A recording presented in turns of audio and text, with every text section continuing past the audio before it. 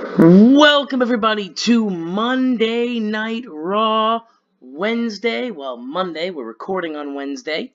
The show will air on Monday, week 3, August 1994. We are heading into Summerslam. We are now 2 weeks away. My name is Max Whitman. I was supposed to be joined by the professor today. Once again, though, he didn't pay his internet bill, so that's not happening. But no fear, never fear. Maxine Whitman is here. Hi, guys. She's back. Hi. Hopefully she'll be around for the entire show. We have little Maxwell Whitman, hopefully behaving and giving us 15 minutes to get this done. Toy Story is on in the background, so we are in business here. But things can change at a moment's notice with a storm like Maxwell. Let's get going. So let's get moving. We're going to jump right into it. This is Monday Night Raw, week 3 of August, and we are opening with a pre-show bout between the newly debuted Sid and Adam Bamm versus Yokozuna and Crush. A little bit of backstory on this match. It didn't make the show, didn't make the full show, but it makes the pre-show. This is our number 1 contenders match for the tag team titles. This will determine who faces the Smoking Guns at SummerSlam. Sid and Adam Bamm and Yoko and Crush, they both won qualifying matches on an untelevised or an unrecorded episode of Superstars. So they face each other tonight on the pre-show. And Sid and Bamm are going to go over Yoko and Crush here in just over 10 minutes. Sid pins Crush after the chokeslam. Adam Bamm was the weak link here, struggling to keep up with everyone else's performance. So it does pull a 71. It's a C+ rated match. It's a solid pre-show match here. And it is our only pre-show match. So we don't have any Jeff and Sparkplug stories today. We're jumping right into this one. We're going right to the show. And we start our pre-show off pretty well here. Who's Adam Bamm? Adam Bamm is Adam Bamm. I like his glasses. You like his glasses? You like his Mad Max style glasses? Yeah, they're pretty cool. So him and Sid are basically playing two psychos here. Sid is playing... for the listeners here, Sid is playing a mix of Sid Vicious and Psycho Sid. So he's not, a little history for Maxine here. In the WWF Sid Vicious played the Psycho character. I'm watching Maxwell move here in the living room. It's only a matter of time before that tornado makes its way over here. Let's move on. We're going to open up the show. But for listeners, he's playing sort of a mix between Sid Vicious and Psycho Sid. And here's the storm. Big Sid Vicious Mark. Maxwell, how you doing? You're here for the show, Maxwell. Let's move on. So Maxwell is joining us at the announce table today. Let's move on. We're going to open our show here. It's The Undertaker. Oh, there. Okay, well, Maxwell's playing with Siri here. We're going to open up with The Undertaker versus IRS. It's The Undertaker defeating IRS in just under 10 minutes, also with the chokeslam. This one scores a 75. It's a B- rating. And it's going to get us, it's going to advance that storyline, that Undertaker DiBiase storyline. Crowd gets a little hotter for this match. And Undertaker again with an 88 performance. So he's been pretty steady on the 88, 89, just under 90 on his performances. I'm glad to see that he's back, actually, and that we don't have the faker. We don't have Undertaker? Faker Taker. We still have Undertaker. He's rotting away in the undercard right now. We will never see him again. Oh, that is terrible. So you guys use him and abuse him, and now you're going to fire him? Yeah, we should fire him. Don't fire him. Don't put that on me. We're going to fire him. Maxine wants us to fire the Undertaker. I did not say that. So, I was clear. Brian Lee, I'm sorry, but you're going to get fired after the show. No, I said... It's done. Oh, wow. It's done. Don't put that on me. Undertaker's getting fired. You took the food away from his children. Oh, you took the food off his children's table. I did not. Don't say that while we have Maxwell here. Moving on here, we have Bamm Bamm. So, this is post-match, so Undertaker's going to win that match. Bamm Bamm's going to do a run-in here. He's going to do a run-in, he's going to attack the Undertaker, he's going to get the better of him, and throw him in a body bag. Ted DiBiase comes out to the ring, and he's going to give Bamm Bamm quite a large sum of money here. And he tells Bamm Bamm, half now, half later, when you finish the job, and guarantee me that I will never have to see The Undertaker ever again. Bamm Bamm takes the money and smiles. So clearly that's what DiBiase's offer was last week. Was sort of a mercenary hit contract here. Bam Bam, diarrhea face Bam Bam, gonna accept that deal. He just looks confused. He's Is he gonna sign off something that he doesn't know? The fine print. He's still worried. Either he still has to poop, or he's still worried they might put him in a spelling bee on this episode of Monday Night Raw. Yeah, that will be terrible. This match scores an 86, not a match, this segment. It scores an 86, gets us a great rating. The Undertaker came across well here. Let's see, DiBiase did well going off script. And, yeah, kind of a standard little thing here. Our storyline gains heat here. And, we start to see maybe a little more of a rivalry and a match here start to develop out of this. Our next segment, camera cuts backstage. HBK is backstage with... First of all, a 90? That is awesome. Yeah, we're going a 90 here. Woo! That's Shawn Michaels for you. Oh, God. Or maybe it was Gorilla Monsoon. Yeah. It was Gorilla Monsoon. If you watched last week's episode, Gorilla Monsoon took a little bit of a beating from the professor. I wish he was here now to see that Gorilla Monsoon got us a 90 rated angle here. It's all Gorilla. It had nothing to do it's all the Gorilla. with Shawn Michaels. No. Straight Gorilla. And Shawn Michaels in his weird, very flamboyant hat. Flamboyant's a good word to describe him. Anywho, we're backstage here. It's HBK and Gorilla Monsoon. And HBK is going to suggest to Gorilla, the president of the WWF, he is going to suggest that perhaps at SummerSlam, since he did defeat Razor Ramon, perhaps, while he understands that Razor should get his rematch, maybe a triple threat match for the Intercontinental title is the way to go. And Gorilla asks Shawn, well, how do I know that you're not just going to help Diesel win once again? And Shawn says that he is tired of Diesel putting on subpar matches. He's tired of having to carry Diesel with the Intercontinental belt. And he thinks that maybe it's time he took that belt for himself. So that or his big ego. Good God, he's well, carrying it. Well, so we're going to see Gorilla Monsoon, he thinks about it. Shawn leaves the room. And the camera pans out with Gorilla thinking about what Shawn Michaels said. I do have a weird question. Okay. Is it K5, whatever type of thing? And isn't Vince McMahon the president and CEO? Vince McMahon is, but in 1994, it was known, but it wasn't like, it wasn't kind of like out. Vince was just a color commentary guy at the time.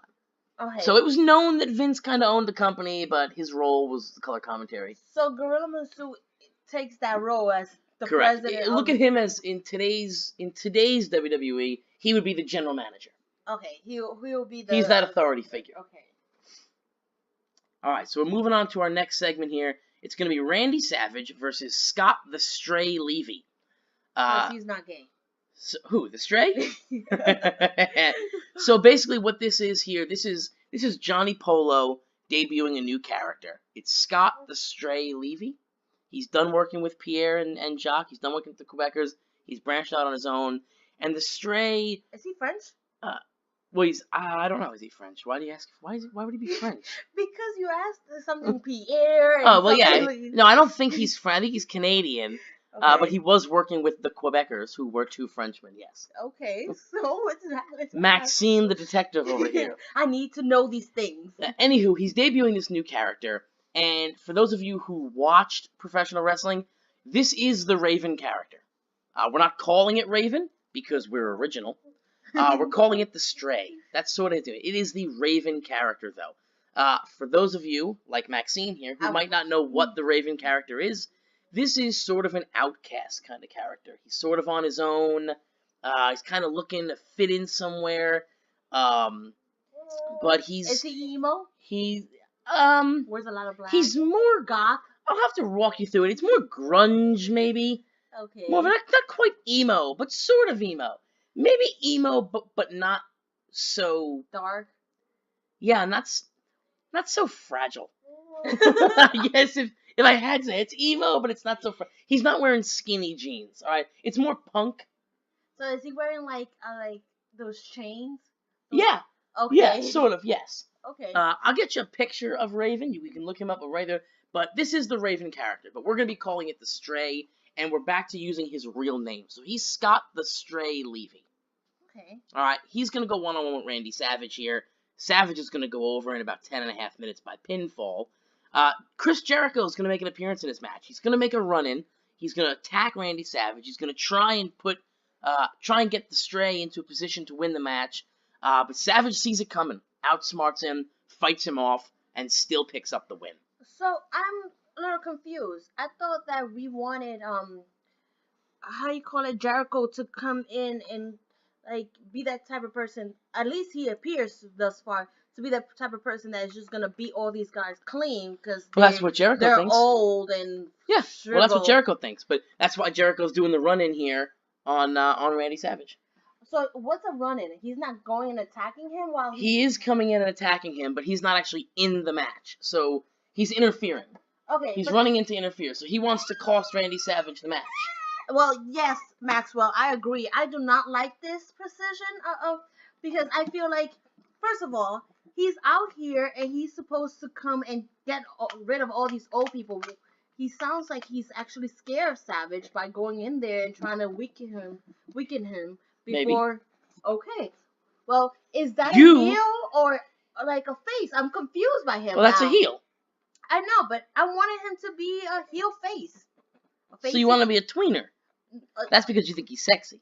Well, of course, he's that nice flowy hair. I mean, not as sexy as Max Whitman. Of course not. But I'm sexy. Married. But you know what I mean? I thought that his direction was gonna be Maxwell breathing heavy into the microphone here. Yeah. Maxwell, are you a big Chris Jericho fan or are you a Randy Savage mark? Which one? That sounds like Chris Jericho to me. Chris I Jericho. don't know. I think Savage. Well, whichever way it is. So Jericho's going to do his run in here. He's going to try and cost Savage the match. But Savage is going to fight him off. And he's going to outsmart him and he's going to pick up the win anyway. We move on to our next segment, which is Randy Savage now after the match, calling out Chris Jericho and criticizing Jericho for thinking he could pull that off. Oh. And Savage is basically saying, you think you can come in here and you're going to rid the whole WWF of all these old-timers. And you forget that somebody like me has 20-plus years of experience dealing with punks like you. And he's going to criticize him for thinking he's smart enough to pull that off. Jericho's going to kind of tuck his tail and back away here. So Jericho's going to kind of take his lump here and move along. I like Savage for that. I think I'm turning. There you go. So now you might be on Savage's side. I'm so confused. The segment gets an 86. It's going to advance the storyline and gain heat. This particular storyline is very quickly becoming one of our top storylines heat-wise. The fans are really buying into it. And Maxwell's being taken away here. Goodbye, Maxwell. That means goodbye, Maxine. You made it most of the show. Maxine made it most of the show. But Maxwell is on the way. The Hurricane Maxwell has left the building. It's just me now leaving us. So basically, what I was driving at here, Maxine's coming back. Maxine's coming back. So basically, this is becoming one of our hottest feuds. So it's really starting to gain steam really quickly. Both Jericho and Savage are putting on good matches and good angles. And the heat is reflecting that. So another 86 rated segment here. Is going to really raise the heat on that storyline as well. And I'm really liking where this is going. And honestly, spoiler alert here, I'm not even really sure. You'll hear in our creative meeting, which we'll be recording tomorrow and posting Wednesday. It'll be posted on Wednesday. Or we'll be recording it tonight, actually. When you're listening to this, we'll be recording that creative meeting tonight, and it'll be posted up on Wednesday along with the Go Home show to SummerSlam. So if you want an inside look at where we're going with this storyline, you're going to want to listen to that on iTunes or Podomatic. And I'm not really sure where this storyline is going to end up at SummerSlam. Obviously, Savage's contract is coming up.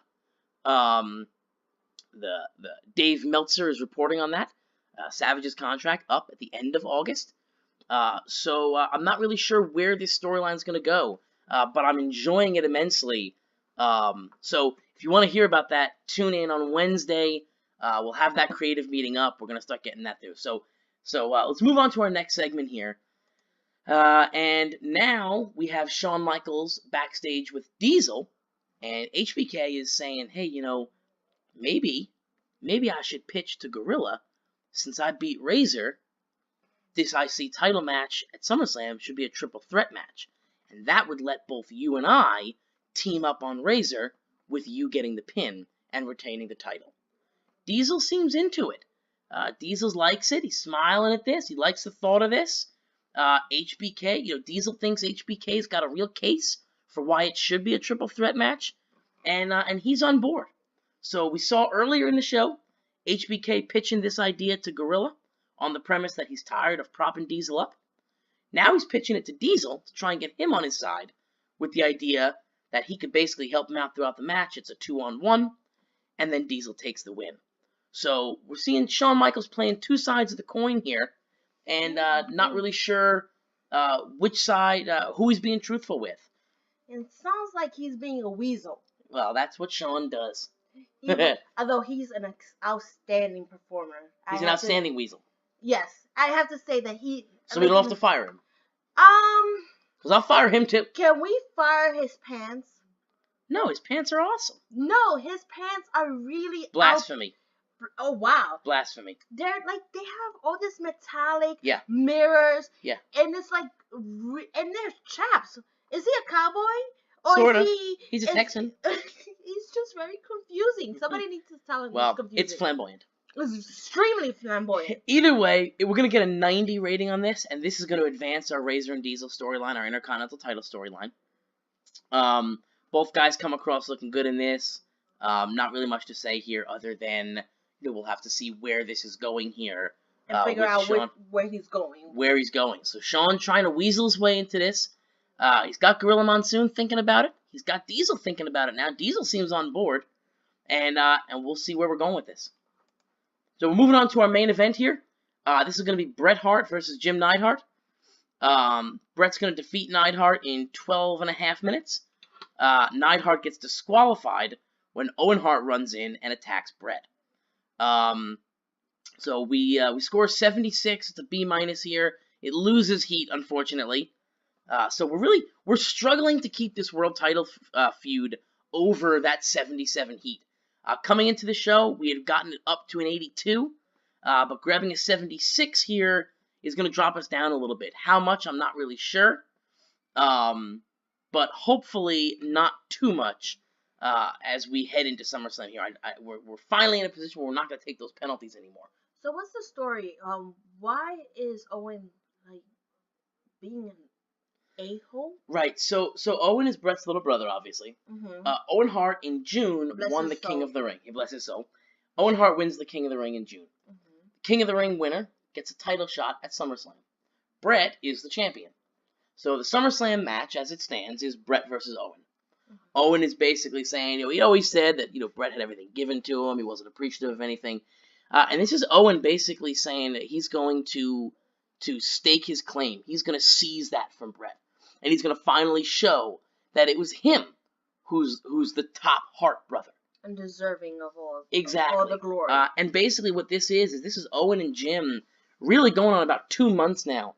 Just beating Bret every chance they get. They've never beaten him in a match, but they're beating him in every other way. So Bret has taken a beating, physically speaking, over the last 2 months. Heading into now 2 weeks away from that SummerSlam match. So it's Owen, it's Owen basically doing everything in his power to chip away and take that title off of Bret. Owen sees this as his moment. Okay, well, is this dishonorable? Of course it's dishonorable. I'm really upset, and it's upsetting to me to think that Owen would do that. You mark. I am a mark. I just thought that him almost untouchable because he's so charming and funny and has great stories behind the scenes. That now hearing that I know it's part of the acting, but it's just a little bit upsetting for me. This is Owen. Well, he's the Black Heart. Well, really? Yeah, he's the Black Heart. Oh, even that. That's why he was in the Nation of Domination. Because he was the Black Heart. Get out, you're joking. Well, I don't know if that's the actual reason, but he was in the Nation of Domination. Alright, so that's our main event. We do have one final segment to close it out. This is Owen Hart here. This is Bret Hart. And Owen and Neidhart are leaving. Bret gets to his feet, and he demands that SummerSlam, he wants Owen inside a steel cage. Ooh. So he's basically saying, enough is enough. You've done this every single week. You're not going to have Neidhart for this title match. This is going to be inside a steel cage, and the only way to win is to climb to the outside. Now, There will be two pit no bulls going at each other. like two pit bulls. There will be no interference here. Neidhart will not be there. This will be inside a steel cage. Owen does not look happy about it. He shakes his head no. He says there's no way he's doing a cage match. But the show's going to go off the air with Bret standing in the ring demanding that cage match. I like that, actually. Yeah. I like the idea of finally Bret putting his foot down and saying, I'm not just going to go down without a proper fight, like an even match. Yep. No? The segment scores an 81. It gets us a B. It advances the storyline. And it's going to end our show. May the best heart win. So let's head to the post show here to get our grade. And we are at an 82. So finally, we have cracked it. So obviously, what was causing the problem with the low 70 grades is the lack of high heat storylines. So now that we've got those two over 77 and we're in the 80s with them, now we're pulling better shows. So we score an 82. It's a B. It increases our popularity in 12 regions. Yay. So we're finally no longer losing popularity. Yay! So we're increasing in 12 regions. Yay! And we're maintaining in the other 10 regions. Woo! Woo! Yeah. Woo! Woo! So thanks for joining us.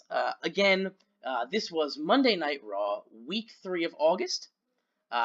Join us back here every Monday, Wednesday, and Friday. You'll get, I believe, Wednesday will be the Go Home Show, and Friday will be SummerSlam. So make sure you tune in for those. Also, check out iTunes or Podomatic. On this coming Wednesday, we'll be doing our creative meeting where we square away the SummerSlam card and we decide our winners there. Make sure that we're all on the same page with who we want going over at SummerSlam. So if you want to hear that, tune into that. That's iTunes. It's the Book It Better podcast on iTunes. You can also find it on Podomatic. It's bookitbetter.podomatic.com. I'll link to both of those in the description. That creative meeting it'll be our major creative meeting. So in addition to the SummerSlam, you'll see us, we'll definitely get our Survivor Series card mapped out. We'll get our build into Survivor Series. We'll start talking about who we want to go over at the Royal Rumble, the build into the Rumble, and we'll be getting our very early WrestleMania ideas together. So we'll be talking about our main event at Mania, throwing together some ideas, talking about how we want to get there, but very, very early on those, and obviously subject to change. But definitely, if you want to check that out, it's going to be posted Wednesday. iTunes or Podomatic. Description will be in the description. The links will be in the description. If you want to get the behind-the-scenes look. If you don't, Monday, Wednesday, and Friday, tune into YouTube. You'll get diaries just like this. Wednesday will be the Go Home Show. Friday is SummerSlam. You definitely don't want to miss that. So, thanks for joining. It's been a fun 25 minutes, and we will see you next week.